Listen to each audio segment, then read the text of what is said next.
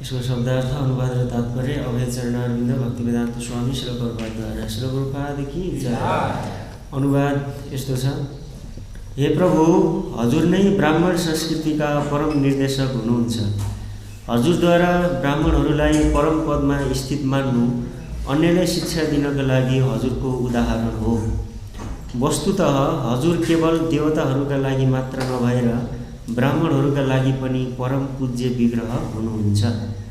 तात्पर्य: ब्रह्म संहितामा भगवान नै सम्पूर्ण कारणहरूका कारण हुनुहुन्छ भनेर स्पष्ट पारिएको छ। निस्सन्देह अनेकौं देवताहरू छन् जसका प्रधान ब्रह्मा एवं शिवजी हुनुहुन्छ। भगवान विष्णु ब्रह्मा तथा शिवजीका त स्वामी हुनुहुन्छ भने यस भौतिक जगतका ब्राह्मणहरूका स्वामी नहुने कुरै भएन। भगवत गीतामा भनिए अनुसार परमेश्वर ब्राह्मण संस्कृति अथवा इन्द्रिय तथा मनको नियन्त्रण, पवित्रता, सहिष्णुता, शास्त्रप्रति श्रद्धा र सैद्धान्तिक एवं व्यवहारिक ज्ञानका गुण अनुसार सम्पन्न गरिने सारा क्रियाकलापहरूप्रति अत्यन्त अनुकूल हुनुहुन्छ। भगवान सबैका परमात्मा हुनुहुन्छ। भगवत गीतामा भगवानलाई सम्पूर्ण उत्पत्तिकै स्रोत मानिएको छ। इस प्रकार वहाँ ब्रह्म तथा शिवजीका पनि उद्गम हुनुहुन्छ। ओम अज्ञानतिमिरन्धस्य ज्ञानाञ्जनशलाकया चक्षुरुन्मीलितं येन तस्मै श्रीगुरवे नमः। श्रीचैतन्यमनोभीष्टं स्थापितं येन भूतले स्वयं रूप कदा मह्यं ददाति स्वपदान्तिकम्। वन्देऽहं श्रीगुरु श्रीयुतापदकमलं श्रीरूपं साग्रजातं सहगण रघुनाथं पितं तं सजीवं साद्वैतं सावधूतं परिजनसहितं कृष्णचैतन्यदेवं श्रीराधा कृष्णपादान् सहगण ललिता श्रीविशाखान्वितांश्च। हे कृष्ण करुणा सिन्धु दीनबन्धु जगत्पते गोपेश गोपिका कान्त राधाकान्त नमोस्तुते। तप्तकाञ्चन गौराङ्गी राधे वृन्दावनेश्वरी वृषभानुसुते देवी प्रणमामि हरिप्रिये। वंशकल्पतरुभ्यश्च कृपा सिन्धुभ्यैव च पतितानां पावनेभ्यो वैष्णवेभ्यो नमो नमः। जय श्री कृष्ण चैतन्य प्रभु नित्यानंद श्री अद्वैत गदाधर श्रीवासादि गौरभक्तवृन्द।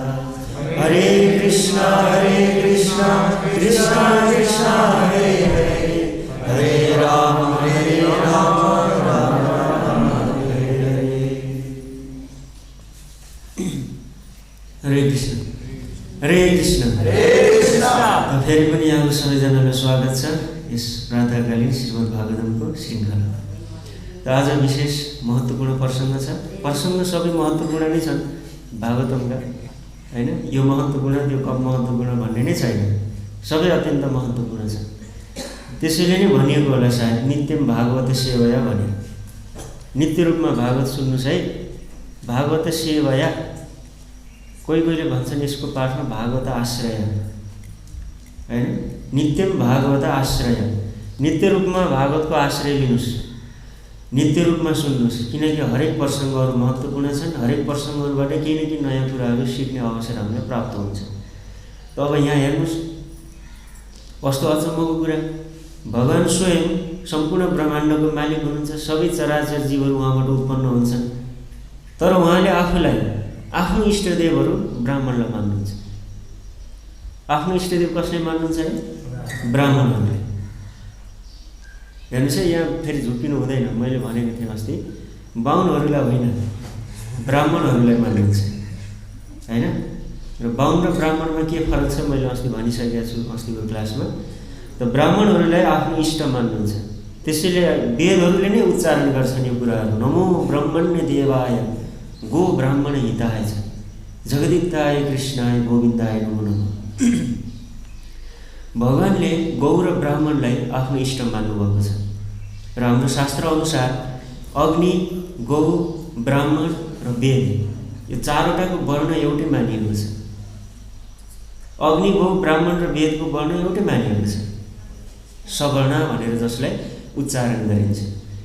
त सम्पूर्ण चराचरको मालिक भएर पनि भगवान्ले ब्राह्मणहरूलाई आफ्नो इष्ट मान्नुहुन्छ। किन यस्तो त भन्दाखेरि यहाँ पूर्वजीले के कुराहरू सङ्केत गर्नुभएको छ, ब्राह्मणहरूमा विशेष गुणहरू हुन्छन्, गुणको आधारमा यी सबै कुराहरू निर्धारण हुन्छन्।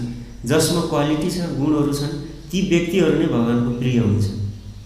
यहाँ के लेख्नु भएको छ पूर्वजीले भन्दा, ब्राह्मण संस्कृति अथवा भनेर कस्तो त, ब्राह्मण संस्कृति भनेको इन्द्रिय तथा मनको नियन्त्रण। ब्राह्मणहरूले आफ्ना इन्द्रियहरू र मनलाई नियन्त्रणमा राखेका हुन्छन्, होइन? मनको स्वभाव हुन्छ अत्यन्त चञ्चल, हरेक समयमा नयाँ नयाँ वस्तुहरू प्राप्ति गर्ने लालसा मनमा आउँछ। तर यो सबै चिजहरूलाई पनि ब्राह्मणहरूले नियन्त्रण गर्न सक्छ। र इन्द्रियहरूको नियन्त्रण, इन्द्रियहरू जहिले पनि के गर्छन्, विषय उन्मुख हुन्छन्। विषय चाहिन्छ इन्द्रियहरूलाई, रूप, रस, गन्ध, स्पर्श र शब्द। यी विषयहरूको लालसामा बग्ने इन्द्रियहरूलाई पनि नियन्त्रण गर्न सक्छ ब्राह्मणहरूले।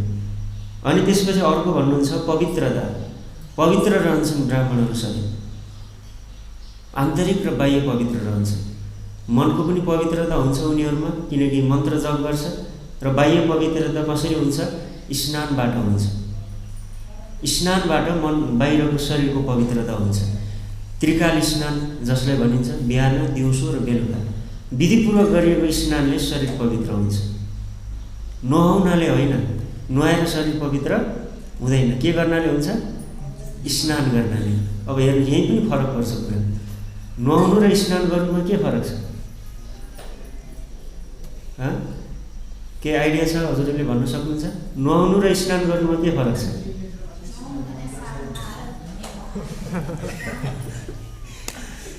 वास्तवमा हेर्नुहोस्, फरक छ। हाम्रो शास्त्रीय मर्यादा अनुसार स्नान गर्नुभन्दा अगाडि शरीरमा उप्टन लगाउने, तेल आदि लगाएर मालिस गरेर अनि त्यसपछि मन्त्र उच्चारण गर्दै बिहान स्नान गर्दा पूर्व दिशामुख भएर उभिनुपर्छ, दिउँसो बिहान, दिउँसो बेलुका पश्चिम अभिमुख भएर गर्नुपर्छ भन्ने नियमहरू देखिन्छ यस्तो। र यो तरिकाले गर्नुलाई, सम्पूर्ण नवद्वारहरूको शुद्धि गर्नुलाई स्नान मानिएको हो, होइन? तर हाम्रो नुहाउने प्रक्रिया कस्तो हो त? अब थाहा छँदैछ सबैजनाले, होइन? त नुहाएर के हुँदैन? पवित्रता भइँदैन। स्नान गरेर पवित्रता आउने हो शरीरमा। र ब्राह्मणहरूले हरेक दिन मन्त्रोच्चारणपूर्वक शास्त्रीय विधान तरिकाले स्नान गर्नुहुन्छ, त्रिकाल स्नान। यो गर्नाले शरीर शुद्ध हुन्छ, पवित्रता हुन्छ र मन सधैँ सफा हुन्छ। ब्राह्मणहरू भनेको के हो? कहिले पनि कुटिलता रहँदैन। यो प्रकरण हाम्रो छान्दोग्य उपनिषदमा आउँछ। गौतम ऋषि जङ्गलमा हुनुहुन्थ्यो, गुरुकुल थियो उहाँको, पढाउनुहुन्थ्यो विद्यार्थीहरूलाई। त्यही समय एकजना सत्यकाम नाम गरेको बालक आइपुग्छ आश्रममा। उसले भन्छ कि हे ऋषिवर, म विद्या आर्जनको लागि अत्यन्त उत्सुक छु, मलाई विद्या दिनुहोस्, हजुरको शिष्य बनाउनुहोस्। ऋषिले भन्नुहुन्छ, मैले त केवल ब्राह्मणहरूलाई शिक्षा दिन्छु। तिम्रो जाति के हो? तिमी कुन गोत्रको हो? तिम्रो पिताको नाम के हो? भनेर प्रश्न गर्नुहुन्छ। त सत्यकामले भन्छन्, यो त मलाई थाहा छैन, मलाई थाहा छैन यस्तो कुरा त। अगाडि बसेका शिष्यहरू हाँस्न थाल्छन्, गल्ल हाँस्छन् सबैजना, कस्तो मूर्ख केटो। पिता को हो नै थाहा छैन, त्यस्तो पनि हुन्छ कहिले आफ्नो जाति को हो नै थाहा छैन। अनि ऋषि पनि सोचमग्न हुनुहुन्छ। अनि उहाँले सोध्नुहुन्छ साँच्चै तिमीलाई थाहा छैन? थाहा छैन। जो घर गएर सोधेर हो, आफ्नो मातासँग सोधेर हो। अनि घर जान्छन्, घर गएर मातालाई सोध्छन्, माता मेरो पिता को हुनुहुन्छ, म कुन वर्णको हो भनेर प्रश्न गर्दाखेरि माता पनि कन्फ्युज हुनुहुन्छ, किनकि मातालाई पनि थाहा थिएन यो कुरा उसको पिता को हुनुहुन्छ भनेर। हुन्छ कहिलेकाहीँ समाजमा त्यस्तो होइन, थाहा थिएन। अनि माताले भन्नुहुन्छ हेर बाबु, जुन ठाउँमा विद्या आर्जनको लागि पनि वर्णको कुराहरू आउँछ त्यो ठाउँ भनेको वास्तवमा विभेदको ठाउँ हो, तर पनि तिमीलाई विद्याको अत्यन्त आवश्यकता छ। विद्या बिना तिम्रो जीवन चल्दैन होइन, विद्या सबभन्दा ठुलो धन हो। त्यसैले के गर्नु वास्तवमा भन्ने अनि मलाई पनि थाहा छैन होइन, तर गएर भन्नु म जावलको पुत्र हो भनेर ऋषिलाई भन्नु। जावल भनेको एकजना ऋषिको नाम थियो कुनै समय। अनि त्यसपछि उनले हस् भनेर आउँछन्। आइसकेपछि फेरि गौतम ऋषिलाई प्रणाम गर्छन्। प्रणाम गरेर भन्छन् कि हे ऋषिवर, मैले गएर आमालाई सोधेँ, मेरी मातालाई सोधेँ। माताले के भन्नुभयो भन्दा माताले भन्नुभयो उहाँलाई पनि थाहा छैन अरे, र उहाँले मलाई यो भन्नुभयो कि म जावलको पुत्र हुँ भनेर। फेरि सब शिष्यहरू हाँस्न थाले, गल्ल हाँस्न थाले सबैजना। त्यसपछि गौतम ऋषिले विचार गर्नुहुन्छ केही क्षण। विचार गरेर उहाँले एउटा निष्कर्षमा पुग्नुहुन्छ। उहाँले एउटा श्लोक भन्नुहुन्छ, त्यसमा बडो विचित्रको कुरा भन्नुहुन्छ। उहाँले भन्नुहुन्छ कि ब्राह्मणहरूमा स्वाभाविक रूपमा सरलता हुन्छ, सत्यता हुन्छ, र शूद्रहरूमा स्वाभाविक रूपमा कुटिलता हुन्छ, छल कपट हुन्छ। र यो बालक यदि यसले चाहेको भए होइन नक्कली सर्टिफिकेट बनाएर आउन सक्थ्यो नि, यो सक्थ्यो कि सक्थेन? आएर भन्न सक्थ्यो म ब्राह्मण पुत्र रहेछु, ल केही प्रब्लम छैन, म ब्राह्मण हो भन्न सक्थ्यो उसले। तर आएर यो बालकले सिधै मलाई सबै कुरा यथार्थ भन्यो कि मलाई थाहा छैन र मेरी मातालाई पनि थाहा छैन। यसले बिना सङ्कोच सत्य कुराले मेरो अगाडि उजागर गर्यो। त्यस कारणले गर्दाखेरि यो बालक ब्राह्मणकै पुत्र हो भनेर गौतम ऋषिले उसलाई उपनयन संस्कार गरिदिनुहुन्छ र आफ्नो आश्रममा राख्नुहुन्छ। त यो घटनाबाट के थाहा हुन्छ भन्दा हाम्रा वेदहरूले, यो छान्दोग्य उपनिषदको प्रकरण हो, र हाम्रो वेदहरूले नै के भन्छन् भन्दाखेरि चाहिँ भगवानलाई ब्राह्मणहरू यति नै यति धेरै प्रिय छन् त भन्दा यही गुणको कारणले गर्दा, यही गुणको कारणले गर्दा यति धेरै प्रिय छन्। सरलता, मनमा कुनै पनि किसिमको छल कपट छैन, बाहिर एउटा भित्र एउटा हुनु यो शूद्रको प्रवृत्ति हो होइन। र कलौ शूद्र सम्भव भनेर जुन भनिएको छ, कलियुगमा व्यक्तिहरूमा धेरै छल कपट हुन्छ, ठग्ने प्रवृत्ति हुन्छ। त्यसै कारणले गर्दाखेरि कलियुगमा ब्राह्मणहरू पाउनु धेरै मुस्किल छ। त यहाँ बरुबाजीले भन्नुहुन्छ पवित्रता, मनको शुद्धता, मनमा कुनै पनि छल कपट छैन। छल कपट नभएपछि मन शुद्ध हुन्छ। गीतामा भगवानले के भन्नुहुन्छ? सन्तोष, सन्तोषले मनको तपस्या हुन्छ, जे छ त्यसैमा सन्तोष रहनाले मनको तपस्या हुन्छ। र यो ब्राह्मणहरूको सबभन्दा ठुलो गुण हो एउटा, यसरी थाहा हुन्छ। अनि त्यसपछि अर्को छ सहिष्णुता, भनेको सहनशीलता। ब्राह्मणहरूले धेरै जीवनमा तपस्या गर्नुपर्ने हुन्छ, त्यत्तिकै ब्राह्मण भइँदैन वास्तवमा। हेर्नु, शास्त्रले सबैलाई डोरीले बाँधेर राखेको छ, कसैलाई छोडेको छैन। कोही कोहीले भन्छन् कि शास्त्रमा त स्त्रीहरूलाई, शूद्रहरूलाई, अन्त्यज व्यक्तिहरूलाई धेरै नै शास्त्रले एकदम मर्यादामा राख्यो, बन्धनमा राखिदियो भनेर भन्ने गर्छन्। तर वास्तवमा त्यस्तो होइन। शास्त्रहरू उठाएर हेर्नुहोस्, ब्राह्मणहरूले त सबभन्दा बढी पेच कस्दिएको छ शास्त्रले, सबभन्दा बढी एकदमै। ब्राह्मणहरूलाई त उनीहरूको जीवन भनेको एउटा मानव तरवारको धारमा हिँड्नु जस्तो बनाइदिएको छ। अत्यन्त कठिन छ ब्राह्मण भएर बाँच्नु भनेको होइन। त अनेकौँ तपस्याहरू गर्नुपर्छ, चन्द्रायण व्रत गर्नुपर्छ ब्राह्मणले। चन्द्रायण व्रत भनेको के हो? चन्द्रायण व्रत भनेको सबैभन्दा कठिन व्रत मानिन्छ। अतिकृत छ, तप्तकृत छ, महाकृत छ चन्द्रायण, यस्ता यस्ता चन्द्रायण व्रतहरू गर्नुपर्छ उसले। कुनै पनि विधानहरूमा त्रुटि भयो भने यो सबै चिजहरू गर्नुपर्छ। त्यसैले ब्राह्मणहरू भगवानका प्रिय हुन् यी गुणको कारणले गर्दा, किनकि भगवान आफै पनि अत्यन्त सरल हुनुहुन्छ, सिम्पल हुनुहुन्छ। भगवान जति भगवान बुझ्दै जानुहुन्छ त्यति सरल लाग्छ भगवान भने। जबसम्म हामीले बुझ्दैनौँ, मान्छेले भन्ने गर्छन् बाहिरको कि भगवानले रिसाएर यस्तो गरेका हुन्, भगवान रिसाएर उस्तो गरेका हुन्, अनेकौँ कुराहरू गर्ने गर्छ। तर भगवान भनेको त्यस्तो व्यक्ति होइन, उहाँ पनि आफ्नो पर्सनल लाइफ बाँच्ने व्यक्ति हो। भगवान भनेको एउटा व्यक्ति हुनुहुन्छ, उहाँको पनि आफ्नो व्यक्तिगत जीवन छ र अत्यन्त सरल हुनुहुन्छ, सिम्पल हुनुहुन्छ। हेर्नुहोस्, धेरै सरल। वृन्दावनमा जब भगवान श्रीकृष्ण हुनुहुन्थ्यो त्यो समयमा कहिलेकाहीँ कृष्णलाई हेर्नलाई अन्य गाउँका स्त्रीहरू आउनुहुन्थ्यो। स्त्रीहरू आएर हेर्नुहुन्थ्यो, ओहो कति राम्रो, कति सुन्दर कन्हैया, कति राम्रो भनेर कृष्णलाई आलिङ्गनमा लिन चाहनुहुन्थ्यो। कृष्ण लजाएर भाग्नुहुन्थ्यो। लाज लाग्थ्यो उहाँलाई। घर वरिपरि धेरै मान्छेहरू जम्मा भएको उहाँलाई मन नै नगर्ने, लाज लाग्ने उहाँलाई। हेर्नु, यस्तो स्वभाव हो, यो भगवानको आफ्नो स्वभाव हो। यस्तो कहिलेकाहीँ आँगनमा खेल्दै गर्नुहुन्थ्यो अनि जोगीहरू आउँथे होइन। जोगीहरू आउने परम्परा पहिलादेखि नै, यो साधुहरू घर घरमा आउने। अनि त्यो जोगीहरूलाई देखेर डराएर दौडेर गएर यशोदा मैयाको पछाडि आँचलमा लुक्नुहुन्थ्यो। अनि के भयो बाबु, के भयो भन्दाखेरि यो जोगीले झोलामा हालेर लैजान्छ मलाई भन्नु, डराएर। यो मधुरता, सिम्प्लिसिटी भयो भने सरलता एकदम होइन। मन पर्छ भने पर्छ, पर्दैन भने पर्दैन। उहाँको पनि स्वभाव त्यस्तो, एकदमै सरल। अनि त्यो सरल भएको हुनाले उहाँ आफै त्यो सरल भएको हुनाले चाहिँ उहाँलाई पनि त्यस्ता व्यक्तिहरू मनपर्छ जो उहाँ जस्तै सरल छन्, एकदम सरल, सिम्पल, केही पनि छैन उनीहरूसँग होइन। त्योहरू कोही आचार्यले एकदमै महत्त्वपूर्ण कुरा भन्नुभयो, भगवानले बाँसुरी किन बजाउनुहुन्छ होइन। उहाँले गिटार बजाएको भए अझै राम्रो हुन्थ्यो होला, इलेक्ट्रिक गिटार होइन। त बाँसुरी नै किन बजाउनुहुन्छ भनेर एकजना आचार्यले खुब राम्रो कुरा भन्नुभयो। किनकि बाँसुरीको भित्र बाहिर केही पनि हुँदैन, एकदमै सरल होइन। त्यस्तो हुन्छ नि। पहिलो कुरो त बाँसुरी कहाँबाट उत्पन्न हुन्छ? बाँसको झ्याङबाट, आफ्नो ग्रुपबाट टाढा हुनु पर्यो, वैराग्य लिनु पर्यो, हो कि होइन? टाढा आउनु पर्यो, अनि त्यसपछि त्यसलाई काट्नु पर्यो। कति पीडा हुन्छ त्यसलाई। अनि काटेर घाममा सुकाउनु पर्छ। बाँसुरी बनाउने कसरी थाहा छ हजुरहरूलाई? यहाँ गाउँतिर बसेको व्यक्तिहरूलाई थाहा हुन्छ यस्तो कुरा। आफै बनाएर बजाउनु पर्छ नि गाउँमा, त रेडिमेड किन्न पाइँदैन। त लिएर आउनु पर्यो, सुकाउनु पर्छ, अनि त्यसलाई आगोमा रड तताएर रातो बनाएर त्यसमा पाल पार्नुपर्छ। कति गाह्रो हुन्छ बाँसलाई होइन। त्यो सबै कुराहरू सहनु पर्यो उसले। आफ्नो परिवारबाट टाढा हुनु पर्यो, काटिनु पर्यो, घाममा ताप्नु पर्यो, अनि त्यसपछि त्यसलाई छेड्दाखेरि सहनु पर्यो। यो सबै कुराहरू सहेर पनि भित्र केही राख्नु भएन।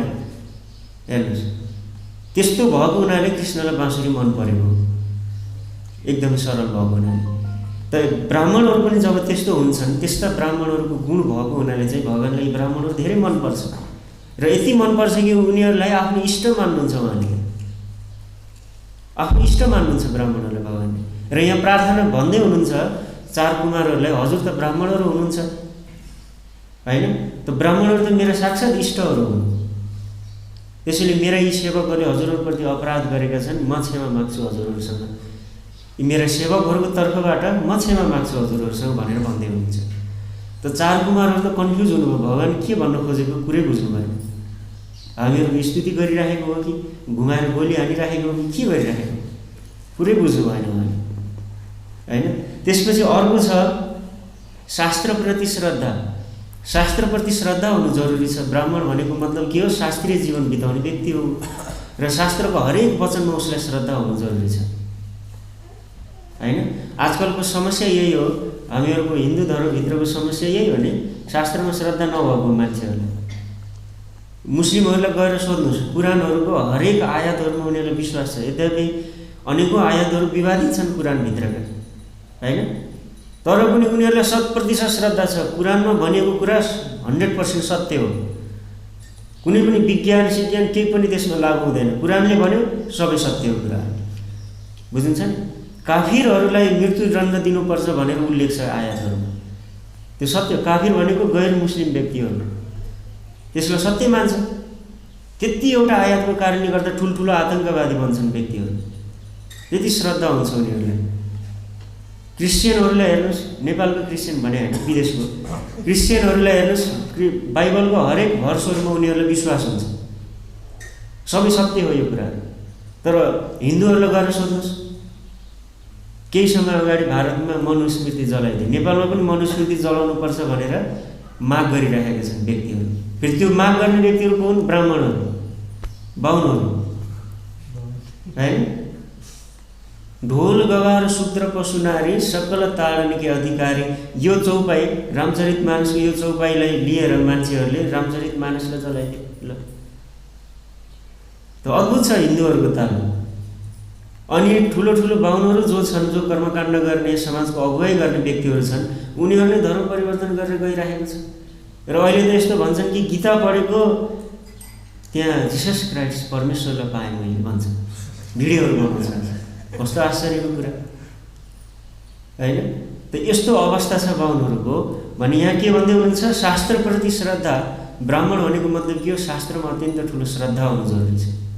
शास्त्रले जे भन्छ त्यो 100% सही कुरा हो। र शास्त्रले जसलाई भगवान निर्धारण गरेको छ उहाँ नै मेरो आराध्य हुनुहुन्छ। र भगवान श्रीकृष्ण के हुनुहुन्छ? ब्राह्मणहरूको आराध्यतम हुनुहुन्छ। र अर्को के भन्नुहुन्छ? सैद्धान्तिक एवं व्यवहारिक ज्ञान।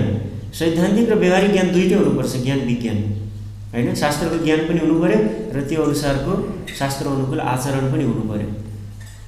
शास्त्र अनुसार केवल पाण्डित्य मात्रै भयो भने पनि त्यो ब्राह्मण हुँदैन होइन। त्यसैले महाभारतको प्रकरण छ कि यक्षले 100वटा प्रश्नहरू सोध्नुभयो युधिष्ठिरलाई। त्यसमध्ये एउटा प्रश्न थियो पण्डित कह, पण्डित को हो? पण्डित को हो भनेर प्रश्न गर्दाखेरि युधिष्ठिरले बडो रोचक उत्तर दिनुहुन्छ। उहाँले भन्नुहुन्छ कि पठका पाठकाश्चैव यह च शास्त्रचिन्तकै सर्वे व्यससिनो मूर्खा यह क्रियावान स पण्डित। उहाँले भन्नुहुन्छ जो शास्त्र पढ्नका व्यसनीहरू छन्, शास्त्रका व्यसनीहरू, लत लागेको छ जसलाई शास्त्र पढ्नु, पठका पाठका जसले पढ्छन् पढाउँछन्, यह त शास्त्र चिन्तकै शास्त्रको चिन्तन गर्ने सर्वे व्यससिनो मूर्ख, यिनीहरू सब व्यसनीहरू, शास्त्रका व्यसनीहरू हुन्, यी सब मूर्खहरू हुन्। त्यसै पण्डित को हो त भन्दा यह क्रियावान स पण्डित, जसले क्रिया गर्छ त्यो चाहिँ पण्डित हो, त्यो ब्राह्मण। जसले शास्त्र अनुकूल आचरण गर्छ त्यो चाहिँ ब्राह्मण भनेर यस प्रकारले यी गुणहरू बताउनु भएको छ यहाँ प्रभुपादजीले।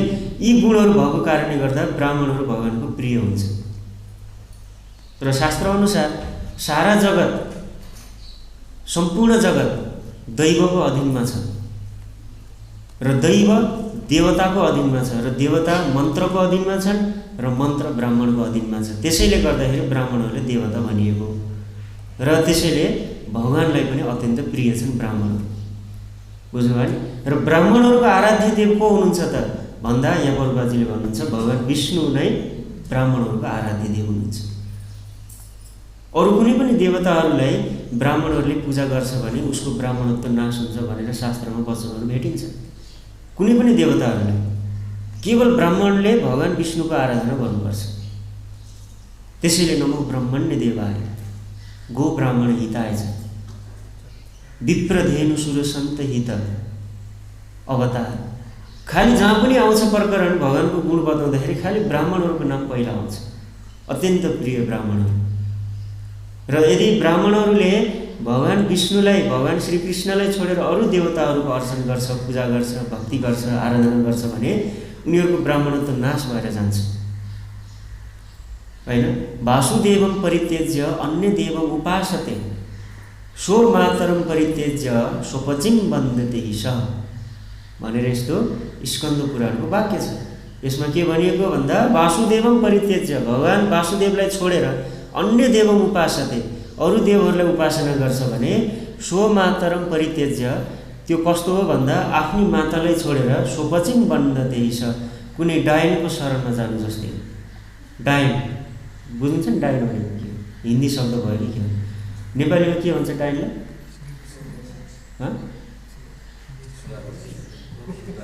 बोक्सी, यसरी बोल्नु। आफ्नी मातालाई छोडेर कुनै बोक्सीको काखमा गएर बसे जस्तै हो भन्छ शास्त्रले। त्यसैले केवल भगवान श्रीकृष्णको, भगवान विष्णुको उपासना गर्नुपर्छ। उहाँ नै भगवान हुनुहुन्छ।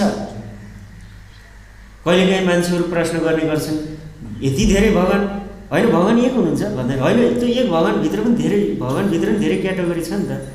भगवान राम हुनुहुन्छ, भगवान कृष्ण हुनुहुन्छ, भगवान नारायण हुनुहुन्छ, को हुनुहुन्छ कि फेरि त्यहाँ पनि एउटै भए त हुन्थ्यो नि होइन। प्रश्न गर्छ किन यत्रो धेरै? एकपटक दुईजना साधुहरू बाटोमा जाँदै हुनुहुन्थ्यो, यो सत्य घटना हो। जाँदै हुनुहुन्थ्यो, एउटा गाउँमा पुग्नुहुन्छ अनि गाउँलेहरूले भन्छ ल सत्सङ्ग गरौँ, अब साधुहरू आउनुभयो सत्सङ्ग गरौँ। त्यो दुईटा साधुमध्ये एकजना साधु अलिकति मायावादी टाइपको थिए, नास्तिक टाइपको साधु तर अलिकति निराकार टाइपको साधु थिए। अनि उनले भने हजुरहरूले कसको पूजा गर्नुहुन्छ भन्दाखेरि उनीहरूले भने हाम्रो भगवानहरू भनेको त राम, कृष्ण, नारायण, हरि, नरसिंह, बराह उहाँहरू हुनुहुन्छ हाम्रो भन्दाखेरि अनि यो साधुले भन्छ हेरेर तपाईँहरूको मूर्खता तपाईँहरूको, यिनीहरू राम, कृष्ण, नारायण यिनीहरू कोही पनि भगवान होइन। अनि उनीहरू के भनेको साधुले यस्तो, हाम्रो त परम्परादेखि उहाँलाई पूजा गर्दै आएका छौँ, कसरी यस्तो भन्नुहुन्छ तपाईँले भन्दा अब परम्परादेखि गल्ती भयो तपाईँहरूको, जिजुबाजुले गल्ती गर्यो, बाबुबाजुले गल्ती गर्यो, तपाईँले त्यही गल्ती गर्दैछ। त एउटै गल्तीको परम्परा बन्यो भने के त्यो सत्य हुन्छ? सत्य होइन, त्यो भगवान होइन। म तपाईँहरूलाई लजिकली प्रमाणित गर्न सक्छु, प्रुफ गर्न सक्छु उनीहरू भगवान होइनन् भनेर। कसरी गर्नुहुन्छ भन्दाखेरि ल सबैजना आँखा चिम्म गर्नुहोस्, आँखा चिम्म गर्नुहोस् सबैजनाले, सबले आँखा चिम्म गर्नु। ल हजुरहरूलाई के लाग्छ भगवान धेरै हुनुहुन्छ कि एक हुनुहुन्छ? उनी सबैले भने अब सुनेको त हो भगवान एउटै हुनुहुन्छ, एकै हुनुहुन्छ। ल एक हुनुहुन्छ नि होइन, सबै मान्नुहुन्छ हो। ल अब घोडाको चिन्तन गर्नु, सबैजना आँखा चिम्म गरेर घोडा सोच्नुहोस्, घोडाको आकृति सोच्नुहोस्, सबैले घोडाको आकृति सोच्नु। सबैले एउटै देख्नुभएको छ घोडा भन्दा सबैले एउटै देखिरहेछ। ल त्यसपछि कुकुरको चिन्तन गर्नुहोस्, कुकुर सोच्नुहोस्, कुकुर सोच्नु, सबैले एउटै देख्नु भएको छ कुकुर, एउटै देख्नु। बाघको चिन्तन गर्नुहोस्, एउटै देखिराख्नु भएको छ बाघ, एउटै। ल अब भगवानको चिन्तन गर्नुहोस्, एउटै देखिराख्नु भएको छ भगवान भन्दा होइन, कसैले राम चिन्तन गर्यो, कसैले कृष्ण चिन्तन गर्यो, कसैले नारायण चिन्तन गर्यो, कसैले शिवजी चिन्तन गर्यो, के गर्यो त्यसमा सबै अलग अलग, सबैको एउटै आएन एउटै भनेपछि अनि तपाईँहरू त भन्दै हुनुहुन्थ्यो एउटै भगवान हुनुहुन्छ। कुकुर एउटै छ त्यसैले एउटै चिन्तनमा आयो हो, घोडा एउटै छ त्यसैले एउटै चिन्तनमा आयो, तर तपाईँहरूले मानेको भगवान अलग छ, धेरै छन् त्यसैले धेरै चिन्तनमा आयो, त्यही भएर यिनीहरूमध्ये कोही पनि भगवान होइन प्रमाणित। अनि त्यो गाउँलेहरू बिचरा सोझो थिए, उनीहरूले पनि मान्यो हो, अब साधु शास्त्र पढेको मान्छे भन्यो सही होला। अनि के हो त त्यसो भएको हो, को त भगवान को हो त भन्दाखेरि अरे यो सबै कोही भगवान होइनन्, भगवान वास्तवमा यिनीहरूभन्दा माथि हुनुहुन्छ, परब्रह्म, निर्विशेष, निर्गुण, निराकार, निष्क्रिय तत्त्व। बुझ्नुभयो कुरा भन्दैन? हो बुझ्यो सही भन्नु। आज तपाईँले आँखा खोलिदिनु भयो हाम्रो। अनि साधुले भन्छ त्यही सत्सङ्गको महिमा नि त्यही हो, सत्सङ्गबाटै आँखा खुल्छ नि त। बिनु सत्सङ्ग विवेक नहोई, राम कृपा बिनु सुलभ नसोई, सत्सङ्ग बिना विवेक हुँदैन नि भनेर भने। अनि यता अर्को साधु हुनुहुन्थ्यो, उहाँ चाहिँ भक्त हुनुहुन्थ्यो, उहाँले सुनिराख्नु भएको थियो कुरा। अनि यो साधुले भन्नु हजुर केही भन्नु, केही 2-4 शब्दले अलङ्कृत गरिदिनुहोस् गाउँलेहरूलाई। अनि उहाँले नि भन्नुभयो फेरि आँखा चिम्म गर्नुहोस् तपाईँ,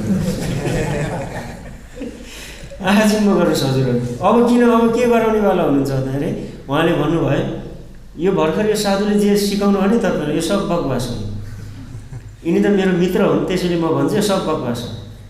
अनि गाउँलेहरूको झन् दिमाग घुम्यो। ल अनि के हो त सत्य भन्दा म सत्य बताउँदैछु तपाईँहरूलाई, फेरि आँखा चिम्म गर्नुहोस् तपाईँ सबले।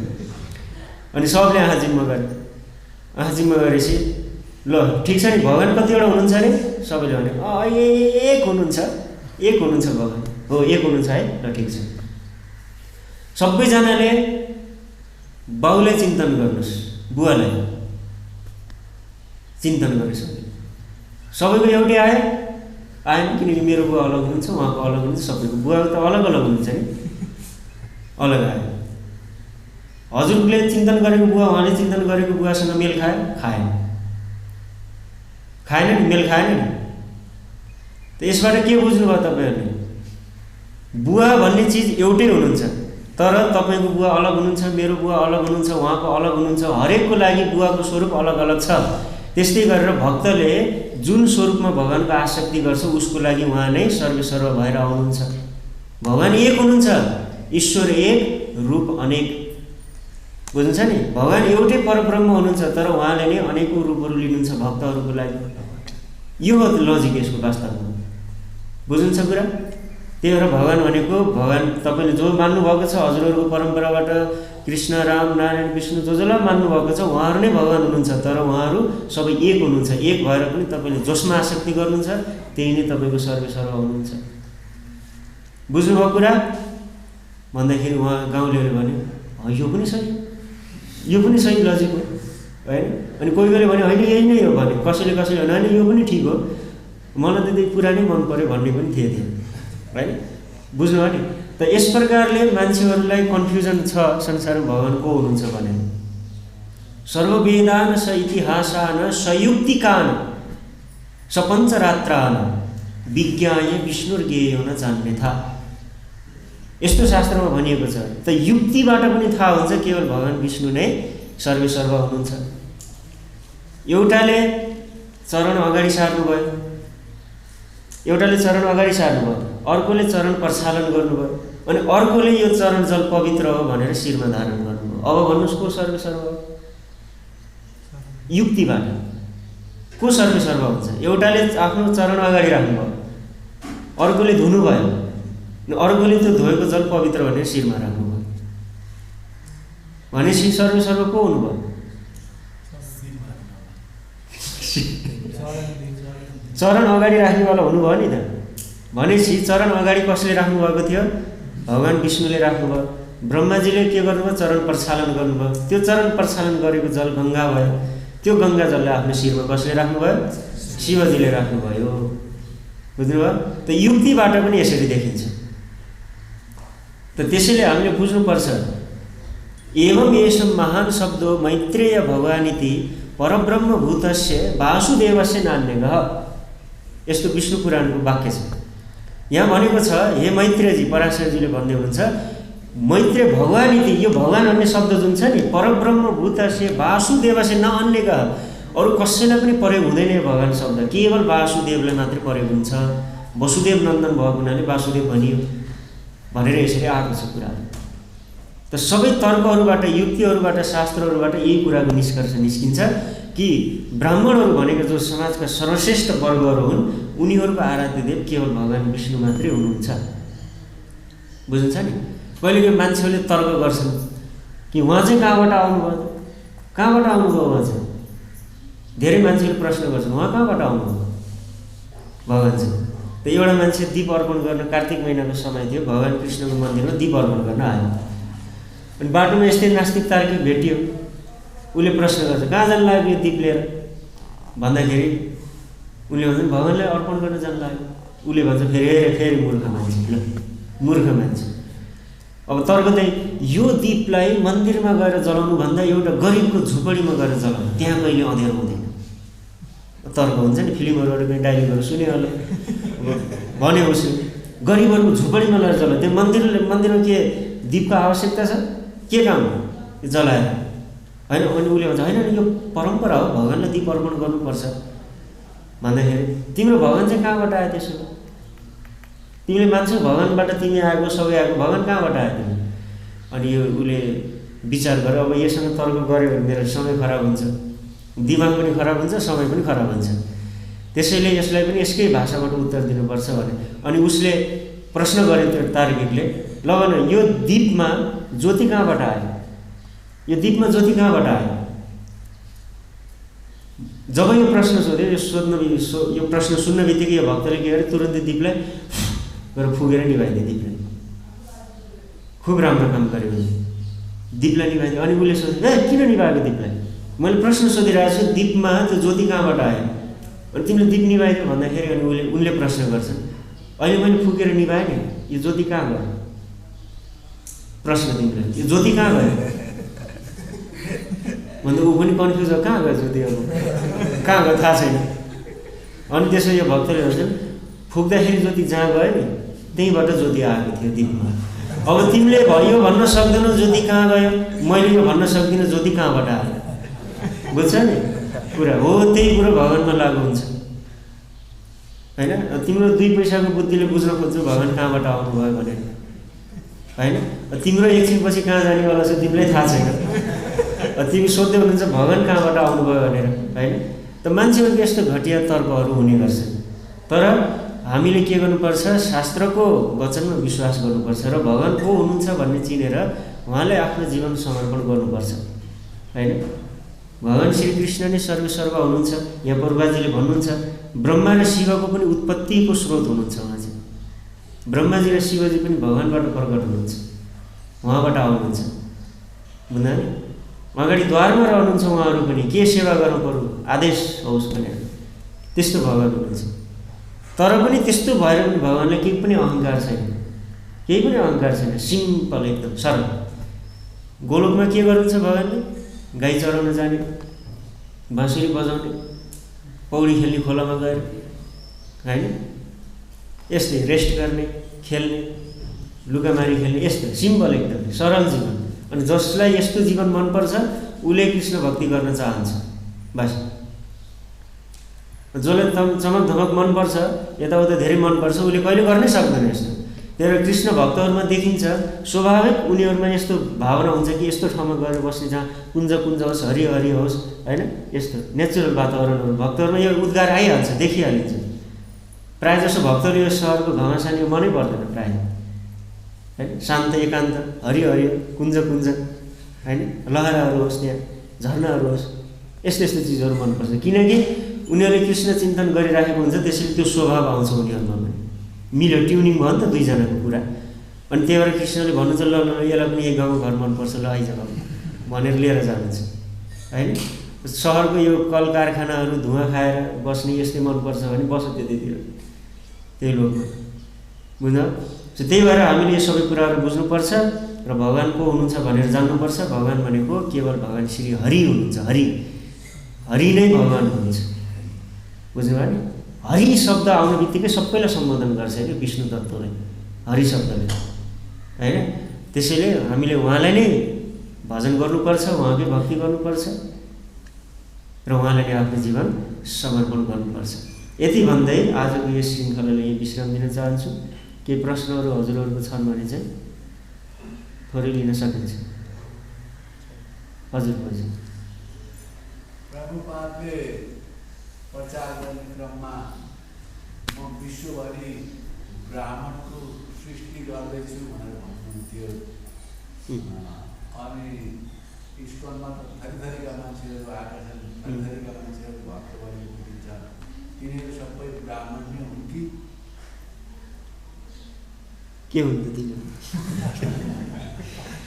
त बडो महत्त्वपूर्ण प्रश्न छ।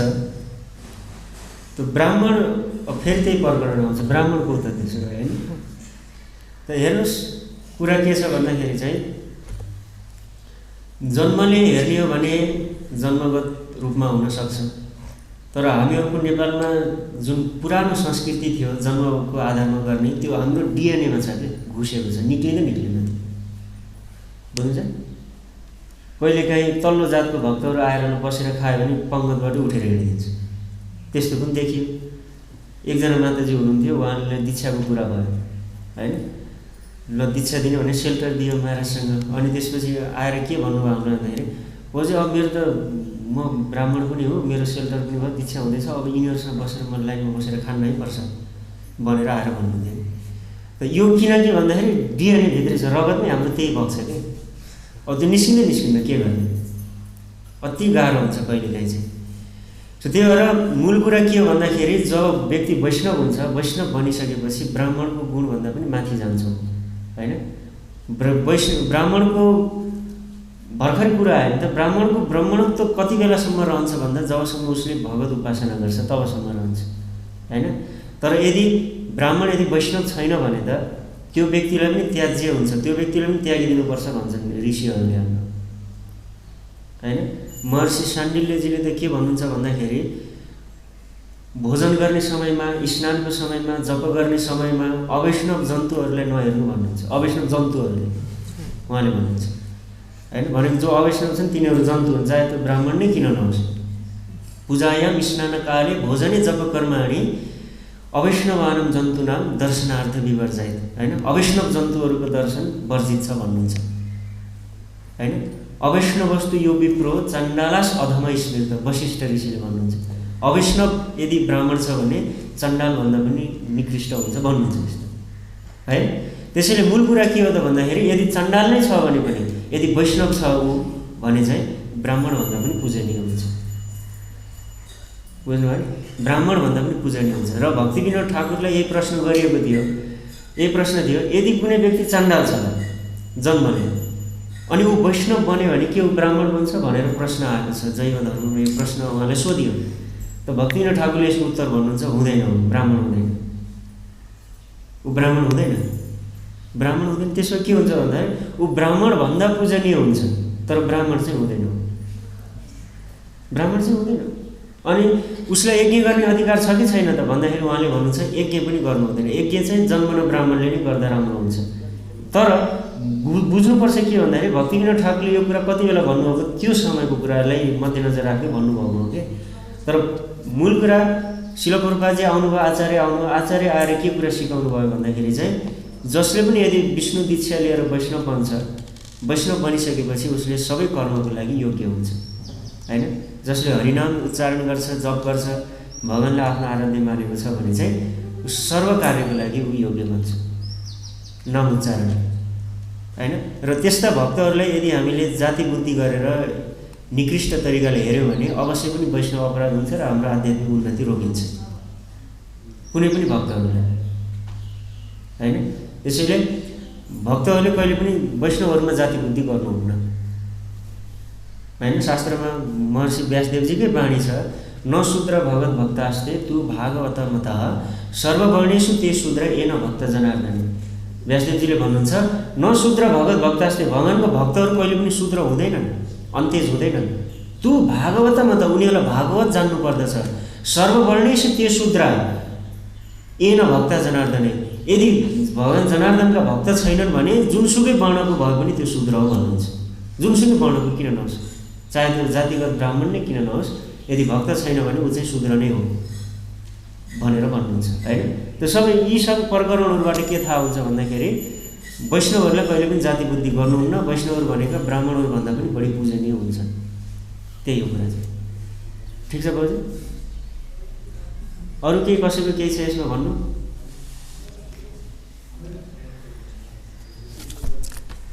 छैन है? हजुर ल। हरे कृष्ण। ग्रन्थराज श्रीमद् भागवतम की, शिल प्रभुपाद की जय। जय हो।